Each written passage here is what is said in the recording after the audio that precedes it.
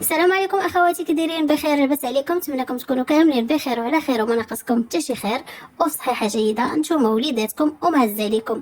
كبيدات ديالي، شكرا لكم، شكرا على التفاعل ديالكم مع الفيديوهات، شكرا على الاشتراكات ديالكم في القناه، شكرا على التعاليق ديالكم.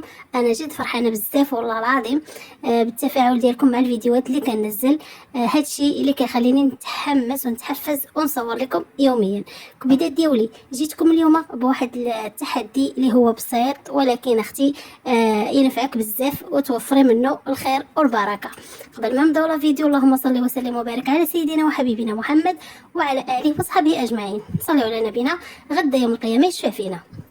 اخواتي الغاليات، كيف قلت لكم بالنسبه لهذا التحدي اللي غنشارك معكم اليوم اخواتي، تحدي اللي هو بسيط ولكن فيه توفير، كتجمعي فيه البركه، الخير والبركه، الحمد لله والشكر لله.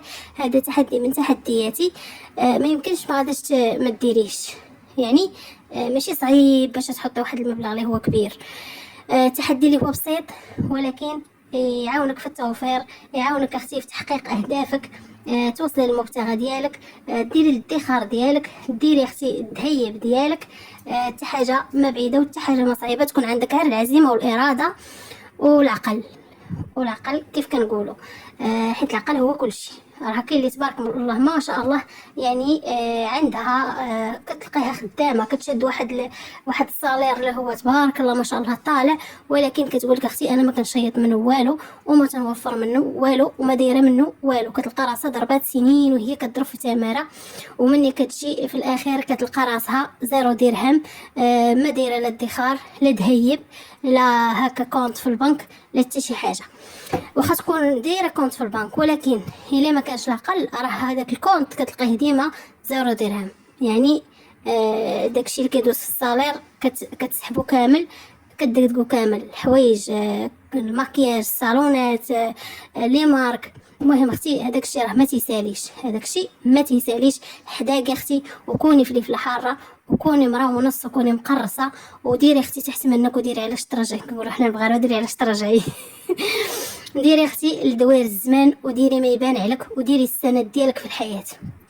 اختي راه في الاخر كل تيقول راسي راسي. المهم اختي هذا التحدي كيف قلت لك اختي تحدي بسيط، تحدي ديال 20 درهم، لا غلا على مسكين. تحدي اختي ديال 20 درهم، 20 درهم اختي ديري بها التحدي. 20 درهم في الاسبوع، 20 درهم اختي في الاسبوع. ما يمكنش اختي ما تجمعيش 20 درهم في الاسبوع. يمكن لك تشيطي اختي غير من المصروف، يمكن لك هكا كان الزوج الكريم كيخلي لك مصروف يومي ولو بسيط، كل نهار تحيدي شويه تحيدي شويه، غادا تجمعي هاد 20 درهم في الاسبوع. اولا كيف قلت لك تنقصيها من تكوني غادا للسوق. ديري براسك ضروري، ديري في بالك ضروري خاصك ترجعي معك واحد المبلغ. ملي تمشي تقداي ديري ضروري انك خاصك ترجعي معك واحد المبلغ اللي هو اختي هذا 20 درهم. كيف قلت لك الا كان كيخلي لك الزوج كاين اللي هكا كيخليو لهم الازواج ديالهم المصروف اليومي.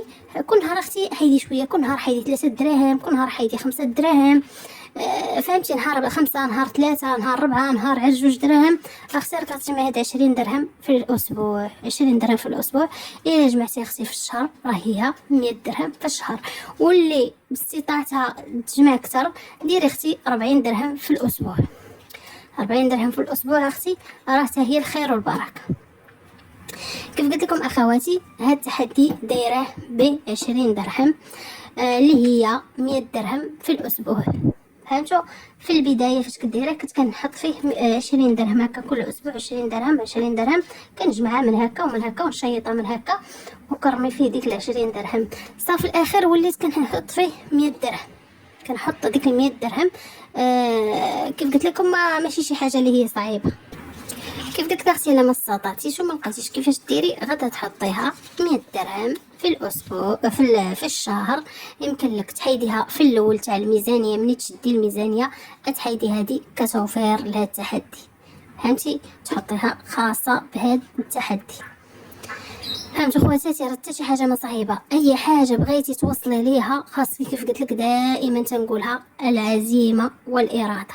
حتى شي حاجه مستحيله وحتى حاجه صعيبه. واي واحد بغى يوصل لشي هدف وبغى يحقق شي حلم من احلامه، ضروري اختي ما كتخدمي عليه، راه حتى حاجه ما كتجي فابور وحتى حاجه ما كتجي بالساهل.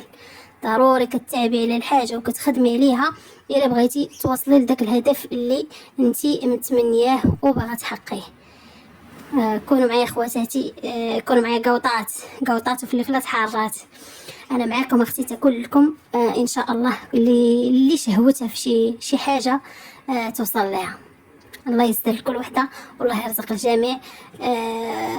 الله يفرح كل وحده بداك الشيء اللي كتمنى، والله بعد علينا وعليكم شر الخلق والعين اللي ما تشوفش بالرحمه يا ربي.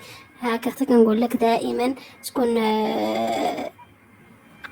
الاقتصاد والتوفير راه مهمين بزاف. كيف ما تصنت لواحد الفيديو واحد الاخت عجبني داك لا فيديو حق الله، قالت لهم هي المهم ما تكونش وحده منكم شافتو، هي اصلا هذيك السيده فرمليه كتمشي تخدم هكا كتخرج ديبلاص عند الناس. قالت لهم شوفوا، قالت لهم الناس اللي كتشوفوا لاباس عليهم راه ماشي لاباس عليهم راه هكاك، راه هما كيقتصدوا وكيدبروا باش كيجمعوا الفلوس وباش باش كيشريو الديور وكيشريو الفيلات وكيشريو السيارات. قالت لهم انا خدمت على الناس اللي دراوش ما فحالهمش، قالت لك كيبان عليهم هكاك ملي كتدخلي عندهم كيبان لك من الفراش من الدار كيبان لك دوك الناس راه ما فحالهمش. قالت لها وداك الشيء اللي كيدير، قالت لهم الطابله، قالت لهم كيحطوا الطابله عامره من راس لراس درجات. قالت لهم انا كنحشم حتى كنقول لهم يعني حتى غنقول لهم الثمن اللي انا غادا نقضي داك الغرض اللي هم بيه، فهمتوا؟ قالت لهم كنحشم، قالت لهم وكنمشي عند الناس اللي هما لاباس عليهم وتبان لك الفيلا وبان لك السيارات والخدم، قالت لهم كيتحاسبوا معاك قالت لهم على درهم كيتحاسبوا معاك، ملي كطلب الخلاص ديالها كيتحاسبوا معاها. يلا تخيلوا معايا. وعجبني داك الفيديو، وانا غنعاود لكم واحد الطريفه هذه اقسم بالله لا ما قالها لي حتى حد. كنت واحد المره مشيت عند الطبيبه هكا، وانا داخله عند الطبيبه هذيك الفام ميناج اللي كاينه معها اللي كتكون هكا في الكابيني، عيطت ليها الطبيبه قدامي، انا كاين داخله في الكابيني داخله في البيرو عند الطبيبه. قالت لها شوفي، قالت لها سيري جيبي لي البصله اللي جبتي لي من داك السوق، ديك البصله اللي جبتي لي ب2 دراهم من داك السوق رخيصه جيبي لي منها. هادي والله ما قال لي شي حد الا انا عشت هذا وبقيت كنشوف كنقول هذه طبيبه، يعني راه طبيبه اخصائيه وفهمتوا يعني، وكتقلب على الخضره اللي رخيصه في شي سوق. يلا تخيلوا معايا، هذه كنقول كنحلف لكم بالله اقسم بالله ما قال لي حد، هذه عشتها انا قدام طبيبه. قالت لها شوفي سيري جيبي لي البصله من داك السوق اللي جبتي ديك البصله ب2 دراهم عاودي جيبي لي منها. يلا اختي شوفي هذه طبيبه، يعني كنقولوا طبيبه يعني تبارك الله ما شاء الله، شحال تيجيو ديال هكا المرضى في النهار وشحال كتدخل ديال الفلوس، الله يكمل على كل واحد.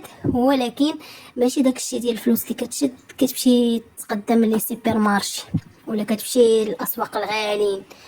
صار يعني ها هي طبيبه وباغا تعيش بالمستوى ديال الناس اللي كنقولوا واخا كتنقول دراوش راه ما كيقلبوش على شي حاجه رخيصه ما كيتشطروش. هذا شوفوا حق الله الا كنتو تشاطرون الراي في هادشي اللي كنقول، خلوا لي الاراء ديالكم في التعاليق واش هادشي كاين ولا ما كاينش.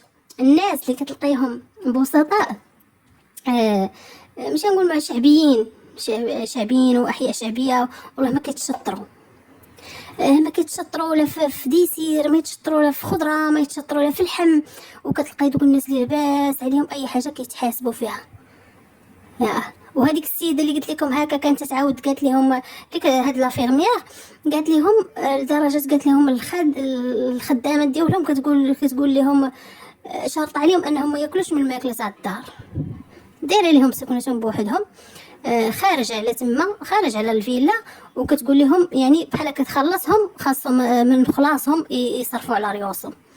يلا شوفوا الناس لدرجه واش نقول اقتصاد ولا تقشف ولا المهم. قالت لي الهدف من هادشي كامل اللي بغيت نورثكم من هذه القصه هو ان ما كاينش واحد كيجيو لي لاباس عليه هكاك، يعني راه كيتعب كيقتصد كيوفر. ولكن انا من هذا الفيديو ما كنقولش لكم اختي جوعي لا تعراي لا بقاي بمرضك، وجمع الفلوس. لا اختي، الاولويات لصحتك، صحه وليداتك، ماكلتك وماكلة وليداتك، ونبانو في مظهر اللي هو جميل وانيق، ماشي بالضروره نشريو حوايج غاليين، ولكن نشريو حوايج اللي يكونوا هكا زوينين بثمن مناسب. وديما كنقول لك اختي كل واحد يلبس الحاجه اللي كتجي معاه، حيت الحاجه اللي كتجي معاك ماشي بحال الحاجه اللي غتشريها غاليه وما تجيش معاك. فهمتوني خواتاتي؟ يعني هادشي اللي بغيت نقول لكم. نلبس وليداتي، نقي وليداتي، نقي فراشي، نقي داري، ان ماكلتهم، يعني كلشي كنت نوفر لهم كلشي، ولكن باعتدال. نخزن شويه، ولكن هاد الشيء راه بالعقل، راه كلشي هادشي ديري تقولي لا وما يمكنش ندير هادشي كامل ونوفر ونلبسهم ونخرجهم ونوكلهم ونزيد نوفر، ما يمكنش هادشي يكون. لا اختي، يكون هادشي تقدري تحقيه وتقدري ديريه، ولكن الا كان العقل، حسن التدبير، حسن التسيير في المصروف، ماشي في الميزانيه العامه. يعني الله يهدي، كاين بعض الازواج، كاينه المراه كتكون باغا تجمع، الراجل كيكون نيبالا، كاينه اللي العكس، اللي كتكون المراه باغا المراه نيبالا ما مسوقاش، باغا تعيش، باغا تخرج، باغا تاكل في الزنقه، باغا تشري الجلالب الغالي، الحوايج الغاليين، وكتلقى الراجل مسكين باغي يجمع، ما كاينش معامن، كيف كنقولوا ما كاينش معامن ما كاينش معامن. فهمتوني خواتاتي؟ يعني هادشي بغيت نقول لكم. يعني اختي، جمعي راسك. اللي ما عرفتي، حق الله كنتعجب شي اخوات اللي كتقول لك. واحد الاخت كانت معي في واحد المجموعه، قالت لي كتشد في الصالير، يعني الفلوس اللي تعطيها راجلها، المصروف اللي كيعطيها راجلها، عندها 100، نقولها لكم بالدرهم، عندها 5700 درهم. قالت لي وما كتكفانيش 5700 درهم وما تكفاهاش، وليداتها باقيين صغيورين ماشي كبار، غتقولي وكاله ولا كيتشرطوا في اللبس تاع الحوايج ولا ما كاريه. ما عندها لا كرا، زعما تقول راها كاريه، بالعكس هي كارين تبارك الله ما شاء الله ديور. قالت لي عندها 5700 درهم، قالت لي وما كتكفانيش، وكنحس براسي مخربقه، وما يعني اللي شداتو كدقدقو. قالت لي والو، ما عندي حتى شي حاجه ما جامعها تحت مني، وما دايره لا دهيب لا والو. يعني بقيت كنتعجب، واحد 5700 درهم ما عندك لا كري لا والو، فيها المصروف تي وليداتك، واخا داخل فيها الماء والضو، ولكن جاتني بزاف بزاف، ما كذبش لكم، جاتني بزاف.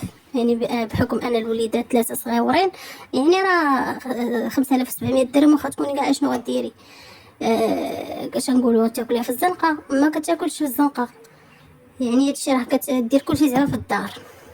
المهم الله يهدي، الله يهدي، والله كيف كنقولوا، الله يعطي العقل لشي وحده اللي ما عندهاش العقل. المهم خواتاتي، حسن التسيير. يعني قلت لك واخا يكون البيدجي ديالك قليل، بقيت كنهضر تخرجت على الموضوع، واخا يكون البيدجي ديالك اختي قليل، خاصك انتي تخرجي منه. علاش كنقولوا شنو هي المراه المدبره؟ المراه المقتصده هي من القليل كتخرج الكثير. يعني في دخلات الكوزينه كيكون عندها داكشي، واخا يكون عندها شويه تاع الخضره كتخرج لك منها، يعني واحد الغديوه ولا واحد العشيوه اللي تبارك الله ما شاء الله متنوعه، كتشهي. فهمتوني؟ يعني كذلك في المصروف، واخا اختي يكون البيجي ديالك اللي هو قليل، خرجي منه التوفير ديالك، حاولي كيفاش ديري الطريق وتحيدي التوفير ديالك. كما قلت لكم اخواتي، هذا التحدي بسيط، كان لكم توفروا فيه وتجمعوا فيه. لما حطيتها اختي 20 درهم في الاسبوع، حطي اختي 500 درهم في الشهر. الكبيدات ديالي الى وصلتوا معايا حتى لهنايا، بسم الله بسم الله.